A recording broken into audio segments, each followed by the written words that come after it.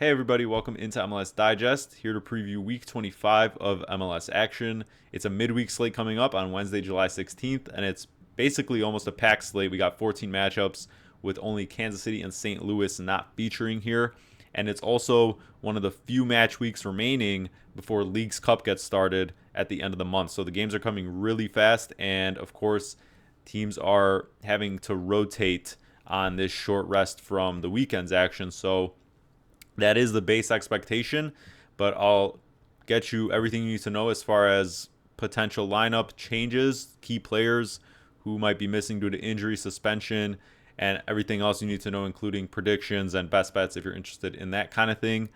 But make sure to like the video down below and subscribe to the channel. If you're new here, we're rapidly approaching 400 subs and hoping to hit that mark and continue growing the channel. I really appreciate your support. To start off the slate, it's Atlanta hosting the Fire, and Atlanta, winless in its last five, only has 4 wins on the season. Luckily, though, all 4 of those have come at home. Meanwhile, for the Fire, they've really been in the gauntlet in a sense because they faced really most of the league's top hitters in these past 5 games: Nashville, Union, Cincy, and then San Diego in the West.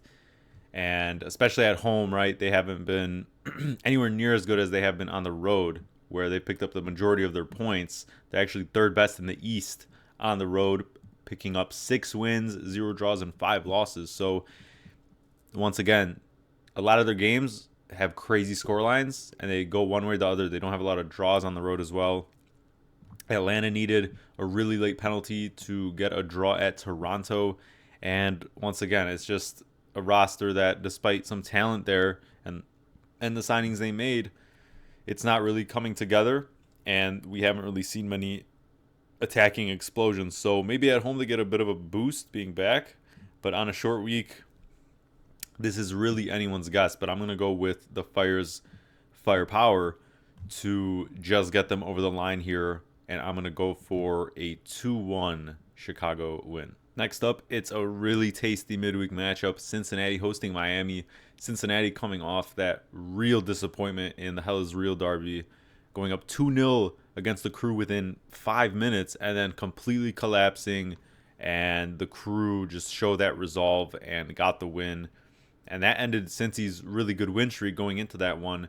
Meanwhile, Miami has been tearing it up, especially since coming off the Club World Cup with 3 wins for 3 and making a statement in a sense against Nashville. One of those goals, of course, was a terrible turnover from Nashville's keeper, Willis, and Messi capitalized. That's his 5th straight game now with 2 or more goals. I don't think in any of those he's gotten a hat trick. He just that's the trend with him. He always ends with 2, maybe adds an assist if they do score more, but he's in the hottest player in the league right now, no doubt. And Miami does have to travel here on short rest while Cincinnati gets to stay home. And the line for this game is, expectedly 3.5. I mean, there should be goals in this one. Cincinnati just isn't seeming to get by as far as keeping clean sheets. And their attacking numbers have really slid down. So it's really been that star power mostly getting them by between Evander, Denke, and you still have Kubo and Santos, who have been sitting out for months now, when Kubo specifically was expected to be like a little bit more short term, and they're really missing that second kind of striker partnership. Yeah, they got Kamara, but he's not going to be an out and out starter every game because of his age, so he's not going to be bringing that consistent energy. They need a bit of rotation, and at the moment it just doesn't seem like yeah, they're getting by because they have the top talent against other Eastern teams. But in matchups like these, I think Miami as well is playing a bit of a riskier style or less risky style, and it's more controlled with Messi taking control in certain moments, and especially in the form he's in. I see Cincy dropping this one, honestly, despite the fact that Miami has to travel. They also played that extra midweek game last week.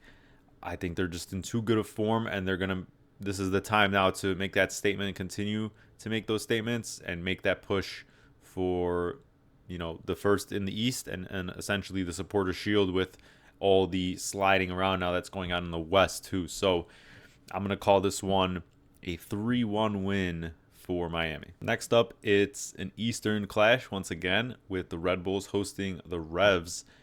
Red Bulls coming off a bit of a weird week because they were supposed to play an Open Cup quarterfinals midweek against the Union before a rematch on the weekend. The Open Cup game got rescheduled, so they had normal rest. And then they lost the Union in MLS play 2-0.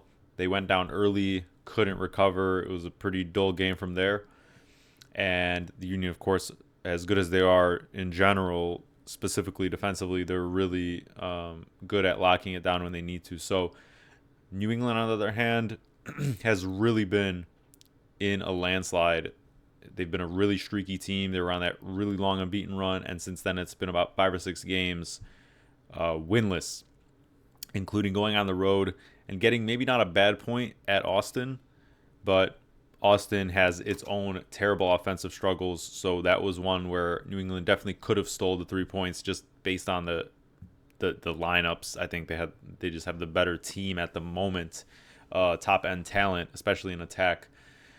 And here they have to travel from Austin on a bit of short rest because they also played midweek last week in the makeup game against Miami that they lost. And so once again, that's all part of this really bad form. But the Red Bulls just as well in poor form, winless in their last 5 as well. So both these teams really looking for an important 3 points. And I'm going for the first best bet, both to score and over 2.5 at plus 110 odds. So New England actually, despite maybe having a pretty good defense at times and especially at home, on the road actually their expected goals mark is top 5 in the league, and they are just as prone to conceding chances on the road. Meanwhile, Red Bulls, of course, are one of the best home teams in the league, and specifically the East. They're 7 wins, 2 draws, and 1 loss. So that's been the majority of where they get their points. And lineup should be pretty straightforward for this one. Maybe expect a bit more rotation from New England's side, but they still have the top end talent. Campagna only got a sub appearance last game, so he's probably slated for a start coming up here.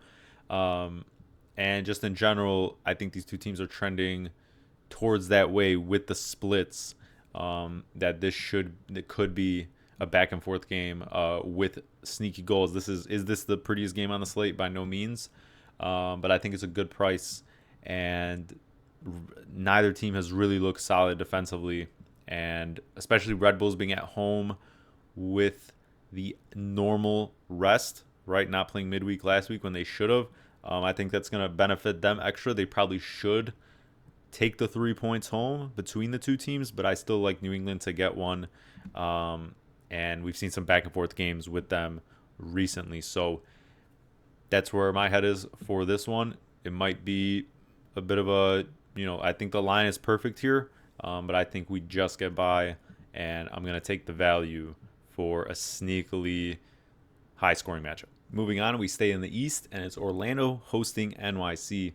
Orlando has had, honestly, 3 really disappointing results recently during this skid. At home to Cincinnati, they failed to win. I think that's his ad, but I believe they were at home if memory serves me right. And then in a match where Charlotte was super rotated, and even though they're on the road and were expected to win, Orlando went down 2-0. Yes, came back from 2-0 down to tie, but pre-match you would expect the 3 points.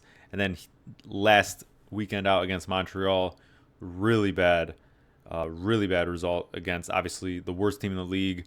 At home, you will go up 1-0 very early, and for a team that's been really good in the attacking phase of things for most of this season, it just stalled out. And it seems like Muriel has fallen off a little bit, specifically from his form early in the season, and that's kind of hurting this entire team's chemistry as far as where players are being lined up a little bit out of position, and it's just kind of chipping away at some players' potential and how good this attack can be. So they have an opportunity here to redeem this against an NYC side that just lost Burke Risa, one of their wingbacks or fullbacks, and once again, is hasn't really been spending and is just the average roster, right? And a team that just went on the road to Charlotte. Once again, they're a terrible road team. They have just the one win on the road, four draws, 5 losses.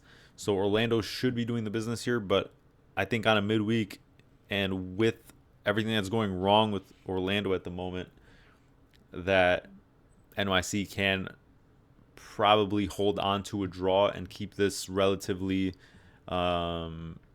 just low eventful. I don't think there's going to be a lot of energy in this game.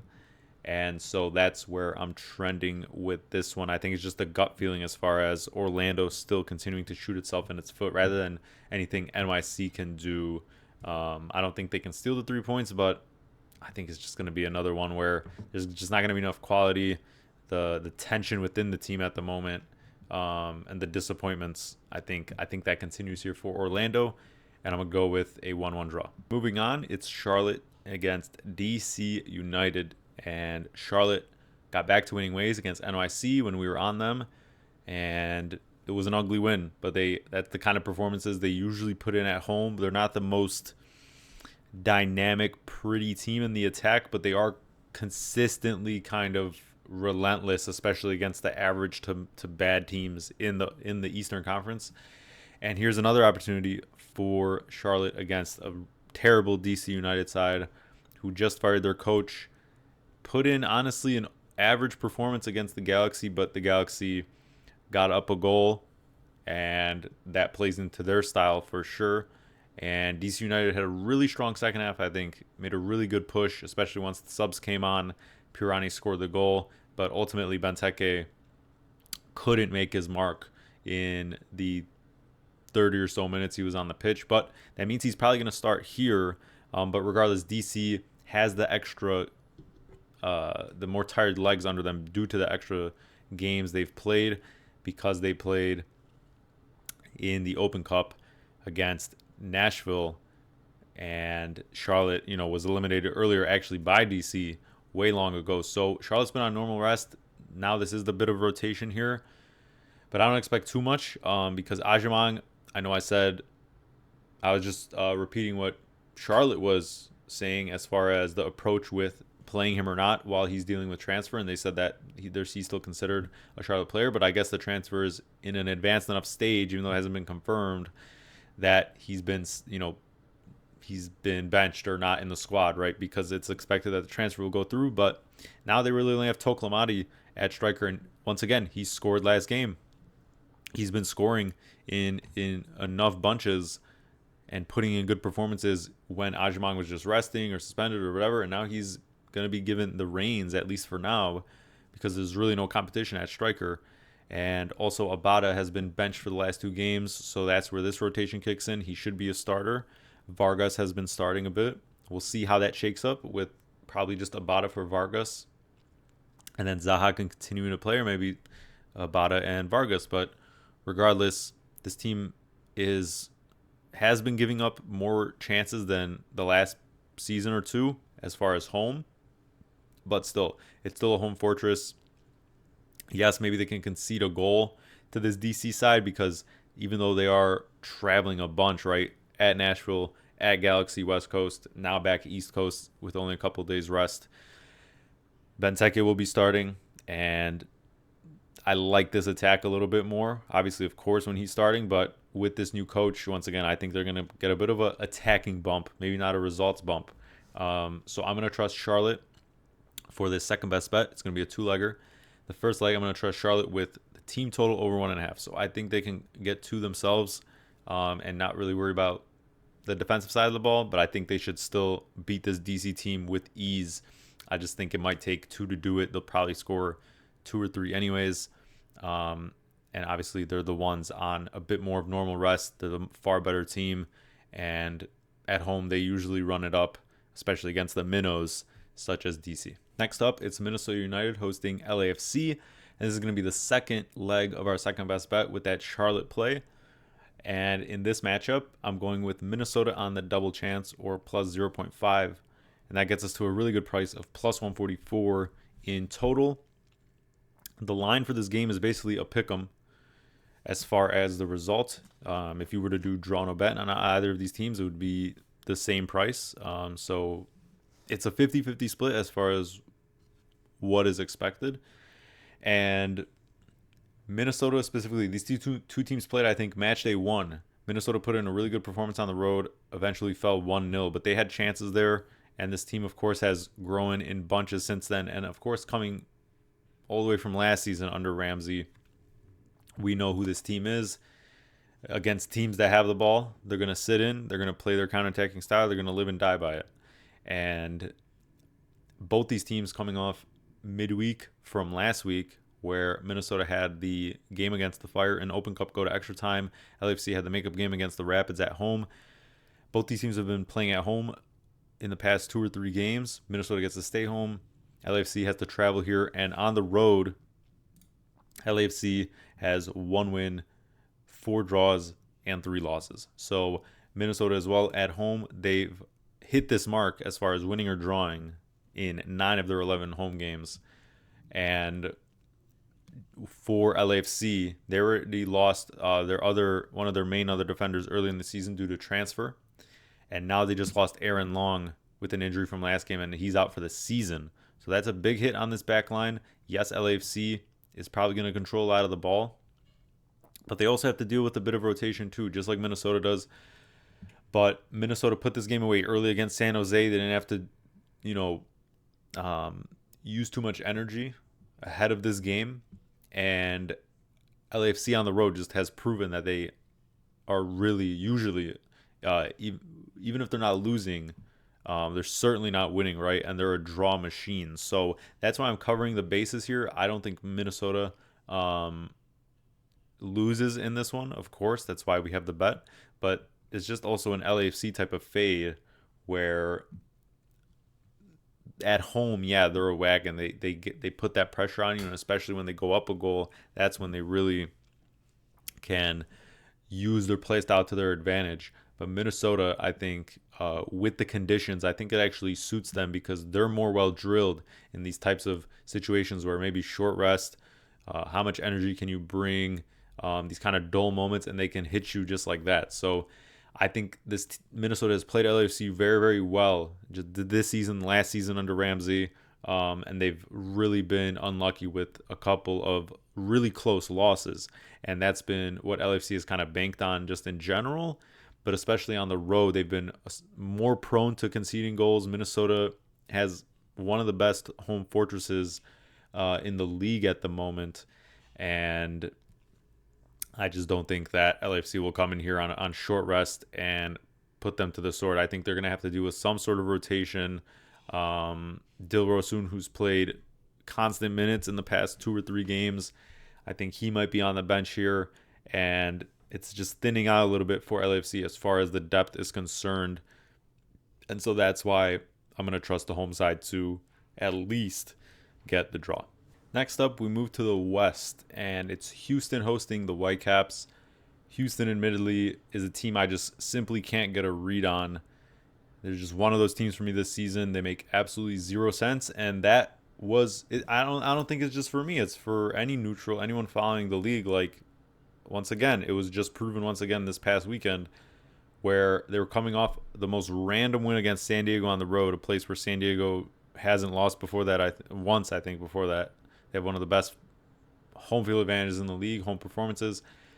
Houston wins 4-3, coming back from 3-2 down. And then next week at RSL, 1-0 to RSL, a team that gives up some of the most chances in the entire league. Isn't a great team. Luna did come back, yes, but he didn't even get on the score sheet. They don't even score, right, after that 4-goal performance against San Diego. This team makes no sense sometimes, or most of the time. And here I am again. They are involved in one of my bets. They're facing the Whitecaps. Whitecaps have really been going through it. I thought they turned a bit of a corner and would have maybe. I expected a better lineup ahead of that Rapids game, but they lost 3-0 to the Rapids. They played in the Canadian Championship last midweek, so now they're traveling a bit here as well. And they're just they're really, I don't want to say they're falling off, but they're sliding down a bit in the top of the West standings, and really still waiting on some players to come back. Obviously, you have Ahmed and Kubas dealing with some stuff, and it was rotated last game. But here they continue their travels, and you should have Jaden Nelson back because he sat last game after putting in a great performance in the Canadian Championship Cup. And I think there are goals in order in this one. I think this line is a little wrong as far as the price, and I want to attack that because I think for this over 2.5, which I'm going with for our third best bet, I think there will be chances in this game. I know it's the short rest, both these teams coming off travel, and Vancouver continuing to travel.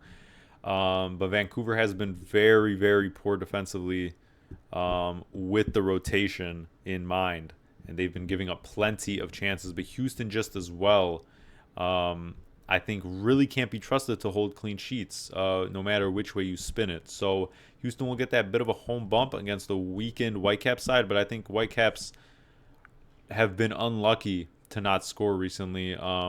Brian White specifically had a great chance last game. And once again, like I said, Nelson's going to be coming back into the fold. And I'm expecting a bit of a stronger lineup. I think the rotation was more so from the Canadian Championship to the Rapids game than there is going to be from that game to now. So I think you should see a stronger lineup. And obviously the metrics aren't great for Houston from an attacking standpoint, but they do have a full-strength roster now. And now he's gotten a couple of games under him. And I'm going to trust them here to contribute. I think both contribute. So, I mean, you could go both scoring over 2.5, but there could be a world where the Whitecaps turn up and go 3-0. I wouldn't be, or either side, right, with how the Whitecaps are looking defensively right now. So I just think it's hard to trust either of these teams for a clean sheet. But I also don't think it's going to end just like 1-1. Both the score price is also pretty playable if you're interested in that. But this is just the route I'm taking. I think both contribute anyways. And I just think the price is wrong. So once again, there are some headliner games on this slate. And there are some uglier ones maybe. I've taken a couple of those on this slate here. I think there could be some sneaky good. I think the lines are good. That there could be some sneaky high-scoring games. And I think this is one of them. I think the Whitecaps turn around from an attacking standpoint, but still Houston gets the home bump. And the Whitecaps have just been not as steady as they were in the first half of the season. We move on over to the Union hosting Montreal, and this is going to be a 2-unit bet for our fourth and final best bet. It's going to be a 2-legger, and the first of the 2 legs is the Union on the money line. So the Union to win, and there's not much explanation needed for this one. It's pretty easy to pick against Montreal any week, but the Union, of course, being at home, they didn't have that extra game with the Open Cup game being rescheduled, so it's not like they're dealing with weeks on weeks or anything like that of multiple games in a week. This is their first short turnaround in a minute. And Montreal, though, has been dealing with that because they played in the Canadian Championship, lost, and have been traveling a decent bit. Of course, just coming from the Orlando trip, and now they have a back-to-back. They came back to draw against Orlando on a penalty. I think that was more Orlando's doing than anything, Montreal can bring to the table. Also, Montreal just lost Waterman, one of their main center backs, to transfer. And so that's another big blow for this already really poor side. And just the depth right now, especially. Owusu has been playing so many minutes. Maybe he starts again here, but Vrioni's been injured. And you might see him run out there, but it's going to be a very tired Montreal side compared to a Union side who has the ability to rotate a little bit. They're getting healthier. It's still really only Glavinovic out. Ura could potentially make an appearance because he has been out for a while, but he's been training.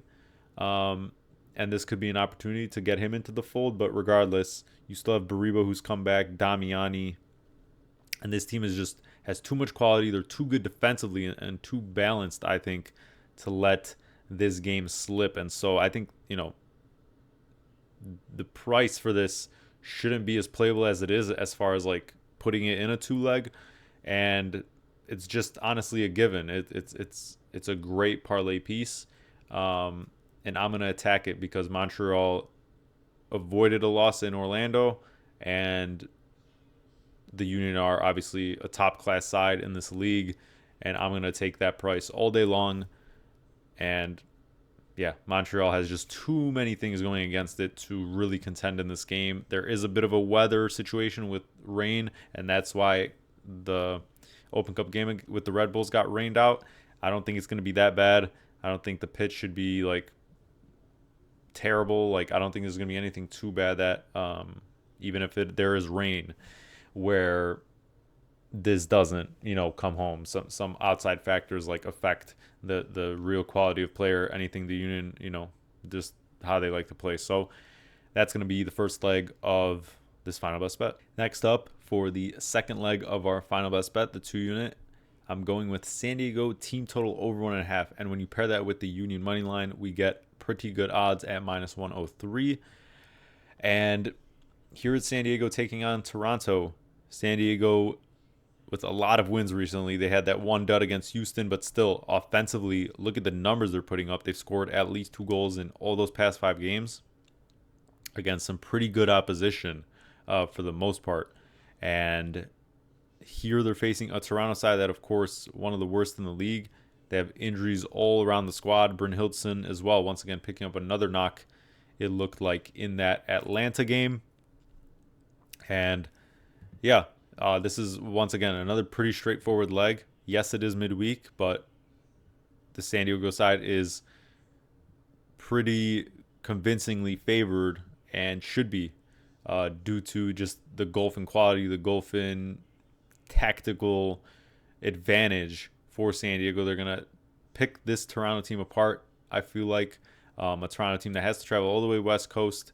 Yes, San Diego is traveling from a weekend trip to Chicago, but I still think they'll have enough, even with rotation, even with the fact that Iloski, who's been possessed in his loan spell with San Diego, he left because his loan is over and they couldn't reach any type of extension or whatever.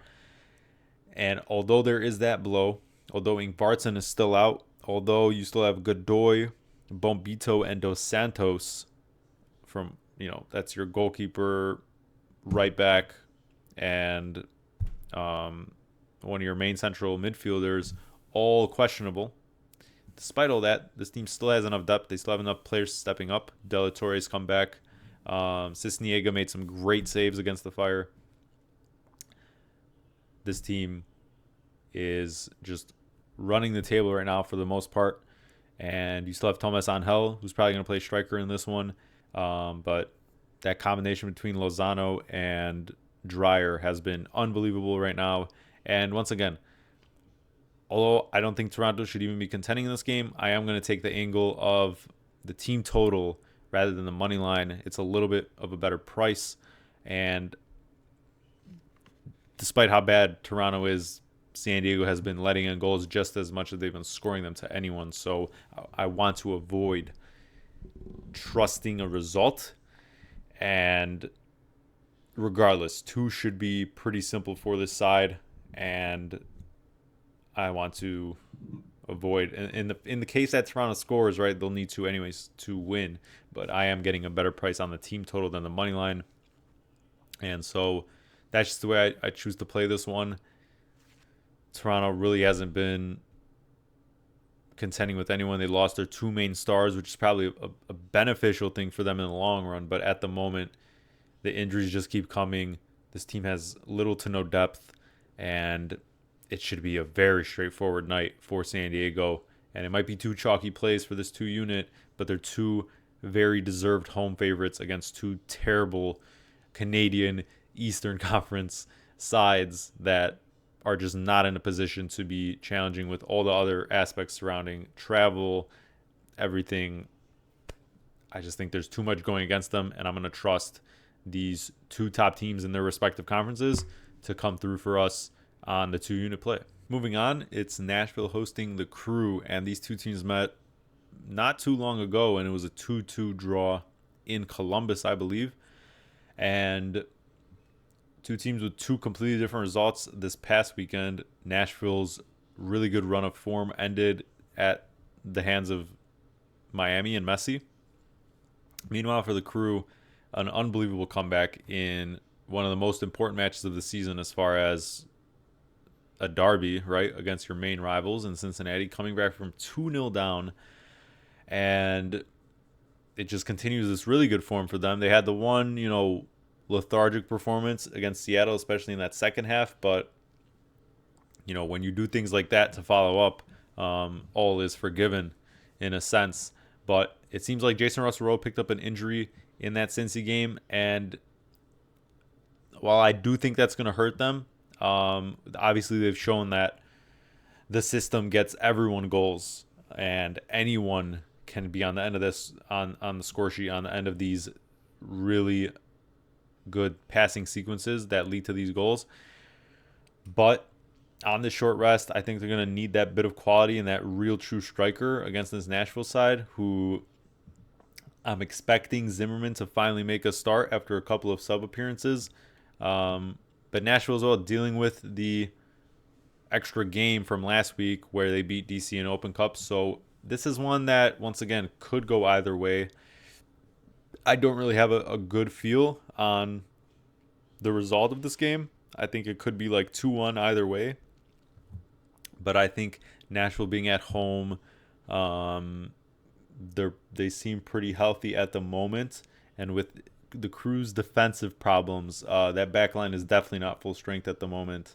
And with Russell Rowe going out, I just think in this situation at the moment, because it is on this short rotation as well, I think Nashville should just get the edge in this one and get a bit of continue their good form against the Crew, right? Since they tied on the road, I think they beat them here, and I don't want to take away too much from this result, whichever way it goes, and we shouldn't. But I'm gonna say Nashville wins 2-1.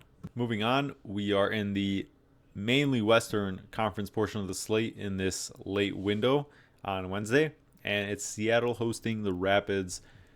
Seattle bounced back from a weird 1-1 draw against the Crew, right? Where at the end, of course, the keeper Fry got injured, and they absolutely pumped KC. KC did get a couple of, I think both were penalty goals, but I think Seattle went up 2-0 and really didn't feel like they looked back, even despite those Kansas City goals. The result was rarely in question, and the golf and quality was just a little bit too much. The Rapids added to the Whitecaps' woes by just destroying them from the get-go, 3-0. They also missed the penalty. Navajo missed a penalty. It could have been worse for the Whitecaps, and this could have been a crazier scoreline. But that was a much-needed win, a feel-good win, and this team looks healthy again from an attacking standpoint. Mihailovic especially was involved, I think, on every single goal there with 3 assists. But once again, I've been wrong on this. The Rapids are a team that preseason I was very high on. I've been wrong on a lot of their specific results a lot this season. They're just one of those teams, and I don't really think I should overreact to that Whitecaps win, because the Whitecaps have been in a rut. So what does that really say too much about the Rapids? I don't know. But going to Seattle is not easy. The Rapids are not going to have a lot of the ball, most likely, just based on the play styles. And when they don't do that, it's very hard to see this team being successful, because they haven't really shown, outside of this past Vancouver game, flashes of last year's team where they were really fast, decisive, and had that chemistry in those counterattacking moments. And so I'm just not going to expect it to continue until they show us more of it. And if they can revert to that maybe style. But Seattle, despite dealing with Nuhu on a red, I think that actually boosts their, attacking, prospects. And on that side of the ball, they're very healthy at the moment. And certainly have the depth better than the Rapids do to deal with this bit of schedule congestion. So I don't know. I don't really have a read as far as how eventful this game can be. Like, is it going to be high scoring or not? Seattle's in really good goal scoring form, it feels like. And Stefan, who I guess I was wrong on because I thought he would still be out. He came back last game, so he's gonna be back. So once again, I don't know if this will be high, low scoring, but I don't see I don't see Seattle really having too much trouble just based on the play styles and all of that. I'm gonna go for a 1-0 Sounders win. Next up, it's LA Galaxy hosting Austin. The Galaxy now have 2 wins in a row and picking up a bit of form, even though it's looking super unlikely that they actually make any type of push for the playoffs because of the tremendous hole they put themselves in halfway through the season before getting their actual first win. Austin lost Brandon Vasquez to an ACL injury, and for a team that, I haven't looked, but for a team that has one of the lowest total scoring in the league, if not the lowest, that's a terrible blow because obviously that's your main striker. Uzuni seems to have been not in favor. And I wouldn't even say that's due to his quality. I think that's just due to Estevez and the tactics and, what he's trying to force this team to do. And he doesn't look good as a result. So this team is a mess offensively. You really can't expect goals in their games at all. I mean, look at these score lines. This whole year we've been harping on it. So you could say to me, why aren't you just taking the under? Really, that's every week. I mean, you literally would be up money. But yeah, it's just the team I want to avoid. And the Galaxy, though, still in that DC game, it's a lot of prodding, it's a lot of possession, a lot of sideways passing, and DC did honestly pretty well. There were a couple of unfortunate deflection rebounds for both of those goals where, Royce and then I think it was Fagundes were able to just put those goals away because of where the ball fell to them. And Austin, if there's one thing they do know how to do, it's defend and sit back, and that's what Estevez has prided this team on. So in a road matchup like this, I just don't see much separating these two teams. I think it's going to be low scoring. LA Galaxy is going to struggle to really break down this Austin back line, this deep block, and maybe Austin can nab a goal on a counter because that's certainly a reality with the Galaxy's defense. But yeah, I think the Galaxy have just scraped by, especially against DC. I don't think it's been anything like too impressive. It's just the quality gap between the two sides was, eventually it just seemed like a goal was going to go in if they just kept pushing, kept having that style. But against Austin, I think it's going to be an entirely more difficult task. And I just don't see much separating these two sides. I think it'll be on the lower scoring end once again. I'm going to go for a 1-1 draw. Next up, it's the Timbers hosting RSL. The Timbers lost in Sunday Night Soccer to St. Louis after going up 1-0. It was the first time they had lost all season after scoring the first goal. And RSL continued its pretty good form. It's now unbeaten for RSL. They beat Houston after beating St. Louis the week prior, but those are both at home. So all those 3 wins in the stretch have come at home. On the road, of course, it has not been smooth sailing whatsoever, but Luna is back. Agata's been in pretty good form, and he's been a serviceable striker in this league, whether it be KC and now here. And, when the opportunities present themselves in matches against pretty poor sides, he can do something. So, but this is a different challenge, right? Because the Timbers at home have been really, really good. Like I said last week, it just feels like they're a little bit more balanced. They're getting a little bit more like, and I don't know if that's intentional or if like the attacks been falling off a little bit, right? Because of the injuries, and as a result, they've adjusted and kind of played a little bit less risk-free. But the Timbers are going to get more back for this game. He was intentionally rested against St. Louis. And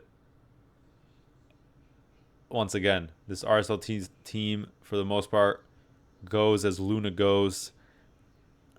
They're too inconsistent.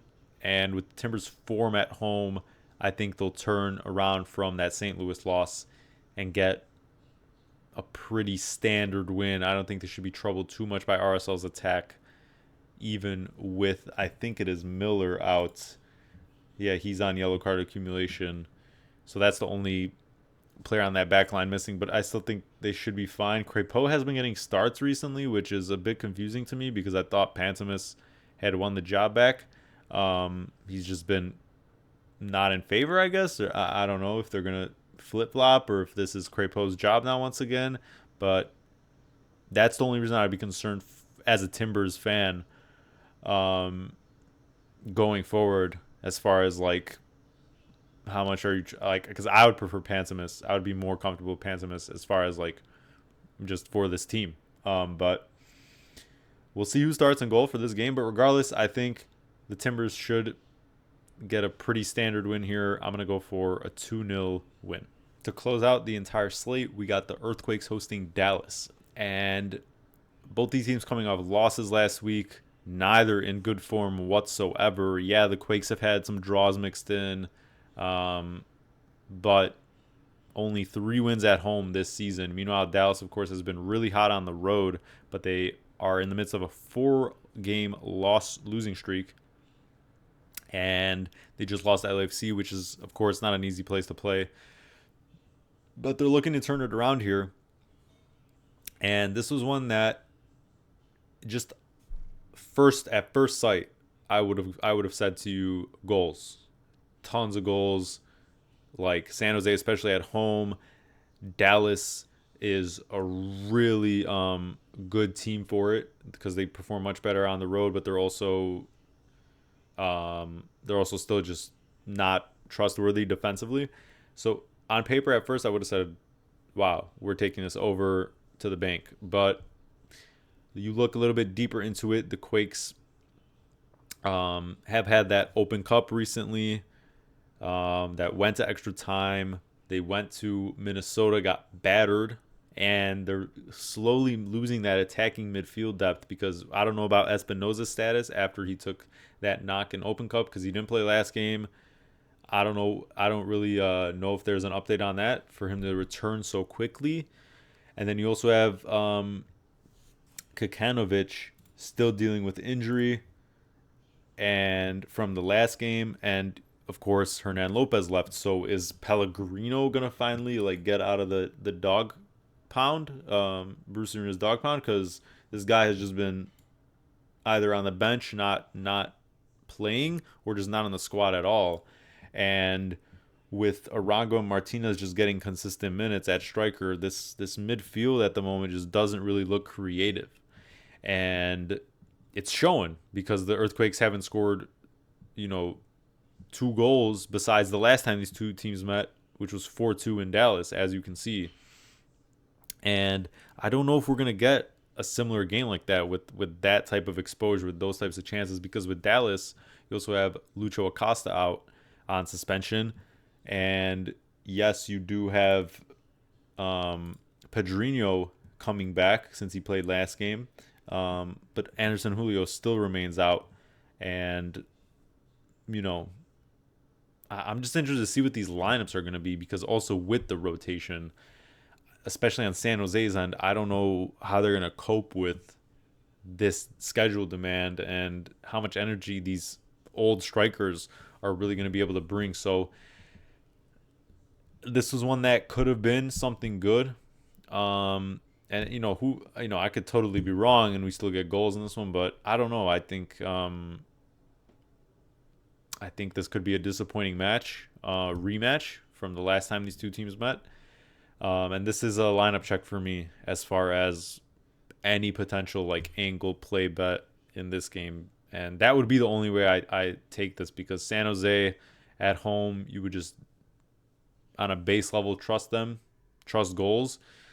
But this could be a bit of a stinker. I don't really know what to expect as far as these lineups go. But I'm still going to go for a San Jose win, and I'm going to say 2-1.